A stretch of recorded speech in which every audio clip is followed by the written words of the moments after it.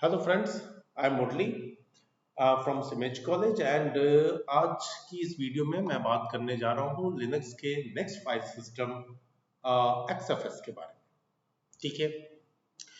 जो स्लाइड आपको स्क्रीन पे दिखाई दे रही है ये डिफरेंट डिफरेंट फाइल सिस्टम से रिलेटेड इंफॉर्मेशन है। इसको मैं बार बार दिखाता हूँ जिससे रिकॉल होता रहे। इस स्लाइड में विंडोज के बाद लिनक्स। जस्ट मेरी प्रीवियस वीडियो में मैंने बात किया है कि ext4 फाइल सिस्टम क्या है और ext4 फाइल सिस्टम्स के क्या फीचर्स हैं, क्या उसकी स्टोरेज कैपेसिटी है। अब ext4 से बेटर है XFS। कैसे, है ना? तो आज मैं XFS के बारे में आपसे डिस्कस करूंगा। अगर आपने मेरी लास्ट वीडियो नहीं देखी तो प्लीज देख लीजिए जिससे आपको भी कंपैरिजन करने में आसानी हो। तो मैं आता हूं XFS वाले स्लाइड पे। ठीक है। XFS XFS जो फाइल सिस्टम है ये हकीकत में डेवलप हुई 1990s में। अब इस XFS फाइल सिस्टम का जो स्पेशल टास्क है वो है स्टोरेज एरे को सपोर्ट करना। इसके पास लार्ज स्टोरेज कैपेसिटी है। मतलब स्टोरेज को मैं थोड़ा सा आपको हाईलाइट भी करता चलूं। ठीक है।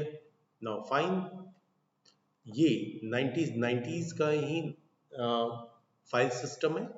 किस लिए यूज होता? तो यूज होता है use on large servers and storage.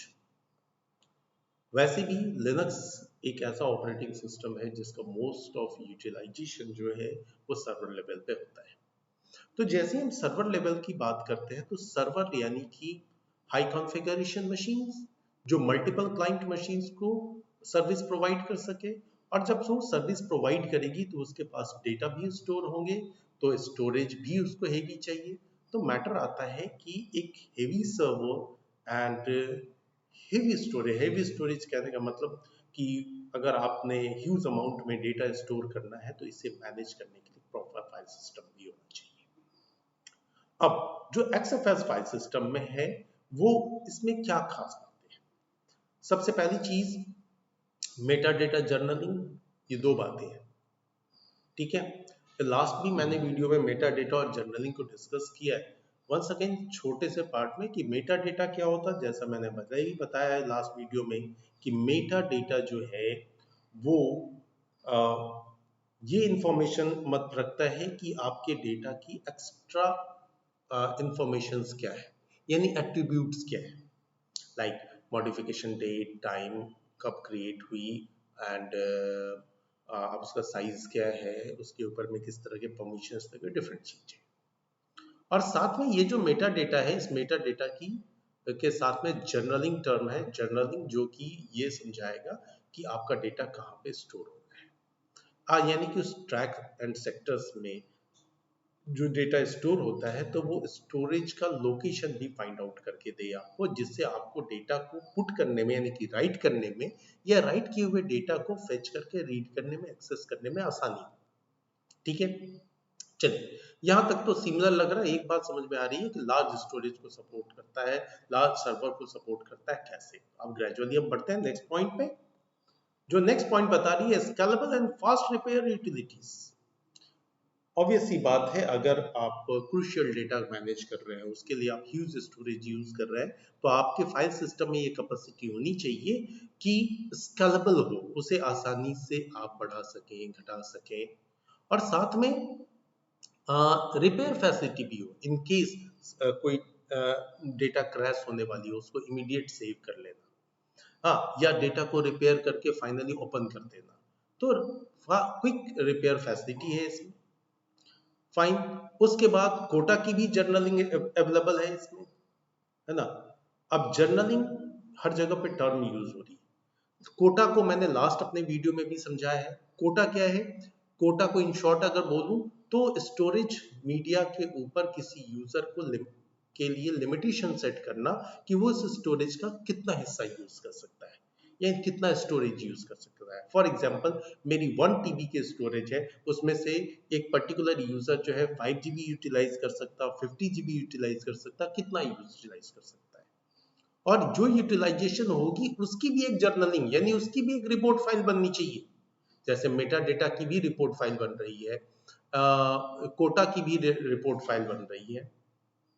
उसी तरीके से फिर नेक्स्ट आता है XFS के कोटा के साथ में एक छोटा सा इशू है कि XFS quotas are not a remountable option. ठीक है, you must activate quota on initial mount. कहने का मतलब क्या है कि जब आप कोई फाइल सिस्टम क्रिएट कर, फाइल सिस्टम यानी कि कोई ड्राइव क्रिएट करते हैं, तो ड्राइव क्रिएट करते वक्त ही आपको कोटा को एक्टिवेट कर देना है। ext4 में फैसिलिटी थी कि आप बाद में भी कर सकते हैं, लेकिन यहां पे ये फैसिलिटी हट गई। आपको स्टार्टिंग में ही सोच लेना है कि इसके ऊपर कोटा इंप्लीमेंट होगा कि नहीं होगा, यानी यूजर्स के लिए लिमिटेशन सेट होगा कि नहीं होगा। Fine, now next.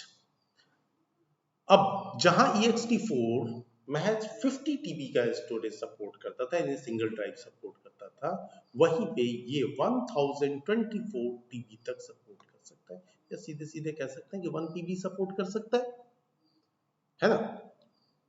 And next obvious सी बात है कि ये जो है लार्ज स्टोरेज को सपोर्ट करने के कहां 50 TB और कहां 1024 TB, बहुत ह्यूज फर्क आ गया।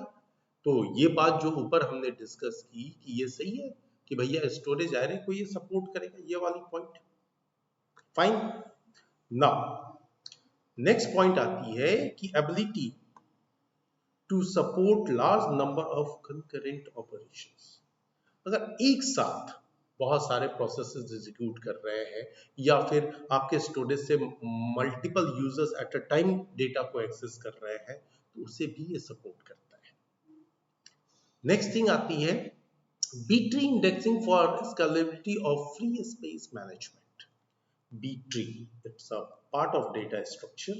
डेटा स्ट्रक्चर के पेपर में आप पढ़ते हैं B-tree, B+tree, जो आपको ये समझाता है कि फास्ट सर्चिंग कैसे होगी।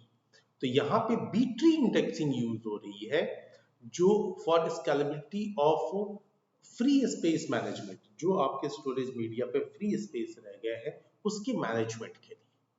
Fine, now sophisticated metadata read ahead algorithm। अब यहाँ पे क्या है कि ये जो मेटा डेटा यहाँ पे क्रिएट होता है, ये मेटा डेटा बहुत ही क्लियरली आपको इंडिकेट कर देता है कि रीड अहेड एल्गोरिदम इसके आगे क्या डेटा कौन सा एक्सेस करना है, यानी कि लिंक करना। ठीक है, and now next, optimisation for streaming video workloads. Video आज की डेट में डेटा स्ट्रीमिंग बहुत मेजर कंसर्न है। इंटरनेट के केस में, डेटा के केस में लाइव स्ट्रीमिंग चलती है चीज़ों की। इसके लिए आप देखते हैं कि ट्रांसपोर्ट लेयर पे भी नए प्रोटोकॉल को इंट्रोड्यूस किया गया है, TCP है, UDP और SCTP है, streaming control transport protocol, SCTP। तो जब वीडियो के बेस्ड या लाइव हम लोग इतना ज़्यादा वर्क करते हैं, तो ऑब्वियस सी बात है ये फाइल सिस्टम उसमें ज़्यादा सपोर्टेड है ext4 के कंपैरिजन में। नेक्स्ट थिंग आती है कि जो XFS फाइल सिस्टम है, ये 2 to the power 32 inode से ज़्यादा inode सपोर्ट करता है। ऑब्वियस सी बात है, सपोर्ट करना भी चाहिए, तभी तो नंबर ऑफ फाइल्स ज़्यादा स्टोर होंगे। बिकॉज inode वैल्यू का क्या यूटिलाइजेशन है, inode वैल्यू जो है वो डिफरेंट फाइल्स को एक न्यूमेरिक वैल्यू देती है, या यूं कह लीजिए कि हर फाइल की एक न्यूमेरिक वैल्यू होती है जिसे हम inode वैल्यू कहते हैं। ठीक है, ये इसके बारे में मैं अपने लास्ट वीडियो में डिस्कस कर चुका हूं। ठीक है, backup and restore utilities available है, इसमें डेटा, इसी वजह से डेटा क्रैश होने के चांसेस कम है। दूसरी चीज, नेक्स्ट थिंग आती है ऑनलाइन डिफ्रैगमेंटेशन। डिफ्रैगमेंटेशन की रिक्वायरमेंट क्यों है? डिफ्रैगमेंटेशन दरअसल में इसलिए किया जाता है कि अगर मान लीजिए आपने अपने स्टोरेज मीडिया के ऊपर में डेटा को पुट किया, लेकिन वो डेटा पुट करने की ड्यूरेशन बीच बीच में कुछ सेक्टर्स खाली रह गए, तो डिफ्रैगमेंट करेंगे तो डेटा फिर से अलोकेट होगी, प्रॉपर्टी स्टोर होगी, और जितने फ्री स्पेस होंगे वो साइड हो जाएंगे, जिससे कि और आप ज्यादा डेटा स्टोर कर सके। तो ये ऑनलाइन ही डिफ्रैगमेंटेशन कर सकते हैं।